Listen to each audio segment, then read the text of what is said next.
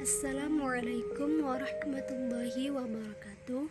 Puji dan syukur kita atas kehadiran Allah Subhanahu wa Ta'ala, yang mana kita masih diberikan nikmat yang begitu banyak, salah satunya nikmat kesehatan, sehingga saya bisa menyampaikan dan menjelaskan suatu materi dan bisa juga bermanfaat bagi para penonton video ini. Baiklah, langsung saja di sini saya akan membahas suatu materi yang berkenaan tentang daftar pustaka, dan sebelumnya sudah dijelaskan oleh dosen pengampu saya, yaitu Bu Junaida MPD.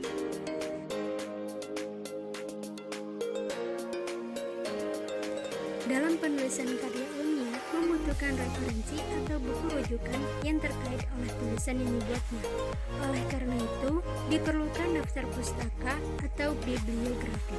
Penggunaan pendapat orang lain sebagai sumber dari sebuah tulisan perlu dicatat dengan baik melalui daftar pustaka tersebut. Jadi, daftar pustaka adalah referensi atau rujukan yang digunakan dalam penulisan karya ilmiah. Daftar pustaka biasanya terletak pada halaman paling akhir di suatu buku ataupun karya ilmiah. Daftar pustaka juga biasa disebut dengan bibliografi. Fungsi daftar pustaka tersebut ada 3. Yang pertama, agar dapat menunjukkan bahwa suatu tulisan dan informasi dalam karya ilmiah bukanlah hasil dan pemikiran penulis sendiri, melainkan dari hasil pemikiran orang lain juga. Kedua, agar bisa memberikan suatu informasi yang ditulisnya agar nantinya bisa ditelusuri oleh para pembaca jika ingin mengetahui informasi maupun teori tersebut dengan lebih lengkap. Dan yang terakhir, agar bisa menghargai maupun memberikan suatu penghargaan pada penulis sumber informasi sehingga karya ilmiah tersebut bisa terselesaikan.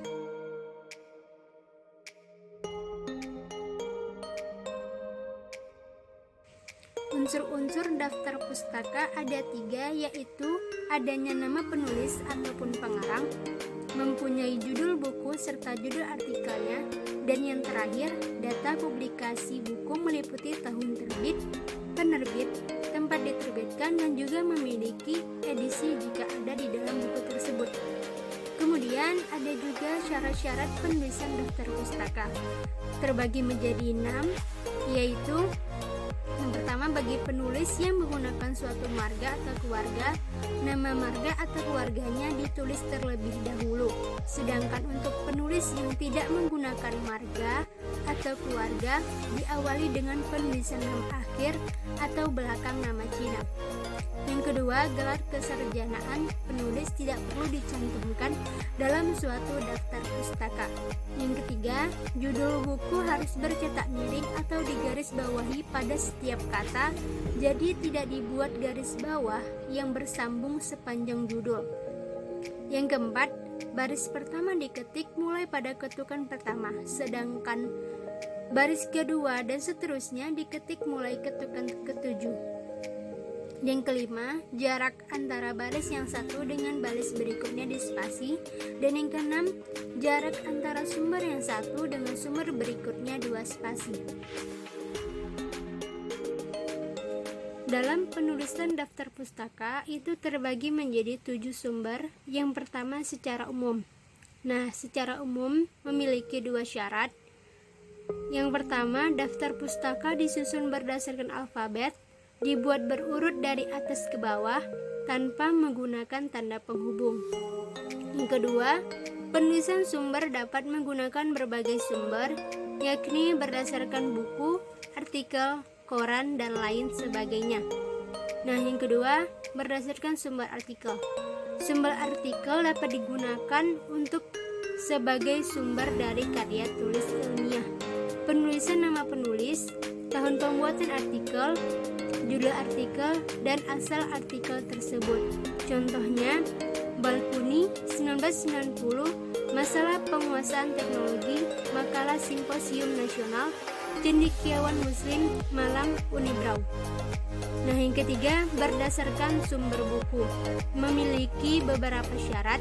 Yang pertama, penulisan nama pengarang di balik atau nama belakang menjadi depan dengan dihubungi tanda koma, tanpa menggunakan gelar akademik dan diakhiri dengan tanda titik. Jika nama pengarang lebih dari 2 orang, maka menggunakan singkatan DKK. Yang kedua, menuliskan tahun terbitan diikuti dengan tanda titik. Yang ketiga, menuliskan judul buku dengan diberi garis bawah atau ditulis miring dan diakhiri dengan tanda titik. Yang keempat, menuliskan kota terbit atau penerbitan itu berasal dan diikuti tanda titik 2. Yang kelima, penulisan kota terbit diikuti dengan asal penerbit atau percetakan dan diakhiri tanda titik. Dan yang terakhir, jika penulisan daftar pustaka tidak mencukupi dalam satu baris, maka dilanjutkan di baris selanjutnya dengan tulisan menjorok ke dalam. Contohnya, Agam Ramli 2009 menulis karya ilmiah Yogyakarta Familia Pustaka Keluarga. Selanjutnya yang keempat, berdasarkan sumber internet. Sumber internet dalam daftar pustaka itu ada 2, yaitu pertama berdasarkan alamat web dan yang kedua berdasarkan e-book. Berdasarkan alamat web, dia menggunakan tanggal, bulan, dan tahun informasi tersebut. Nah, contohnya bisa kalian lihat yang sudah tertera di bagian tersebut. Setelah itu berdasarkan e-book, dia berasal dari internet. Yang pertama syaratnya tuliskan nama, kedua tahun buku atau tahun tulisan dan dibuat dalam tanda kurung, ketiga tulis judul buku atau judul tulisan yang diakhiri dengan tanda titik, yang keempat tulis alamat website dan gunakan kata diakses, dan yang terakhir tanggal pengambilan sumber internet. Dan contohnya bisa kalian lihat pada bagian yang sudah tertera tersebut. Nah, yang kelima, berdasarkan sumber majalah dan koran. Penggunaan sumber karya ilmiah dapat bersumber dari majalah atau koran, adapun penulisannya tidak berbeda dengan penulisan sumber lainnya. Dalam penggunaan sumber majalah atau koran ditambahkan keterangan tanggal, bulan, dan tahun sumber tersebut dibuat. Contohnya, Atmojo Kemal, Yasutralah, Panasonic nih, Gamma, Februari 1992, halaman 22. Nah, yang keenam, berdasarkan sumber skripsi, tesis, atau disertasi. Contohnya, Linda Amel 2013, model pembelajaran anak SD skripsi Jakarta, Universitas Terbuka. Dan yang terakhir, berdasarkan sumber jurnal. Contohnya, Nagita Safira 2012, kesalahan yang sering dicatat pada rekonsiliasi bank, jurnal akuntansi 10.2 pada halaman 10-15. Nah, cara-caranya tersebut bisa kalian lihat yang sudah tertera pada bagian tersebut.